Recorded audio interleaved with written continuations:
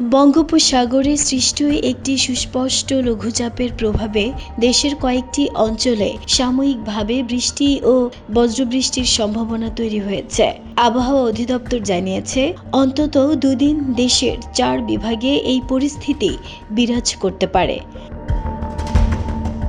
আবহাওয়া অধিদপ্তরের পূর্বাভাস বলছে, খুলনা, বরিশাল, রাজশাহী ও ঢাকা বিভাগের দু-এক জায়গায় বৃষ্টি অথবা বজ্রবৃষ্টি হতে পারে। তবে দেশের অন্যান্য এলাকায় আংশিক মেঘলা আকাশ দেখা গেলেও সামগ্রিকভাবে আবহাওয়া প্রধানত শুষ্ক থাকতে পারে।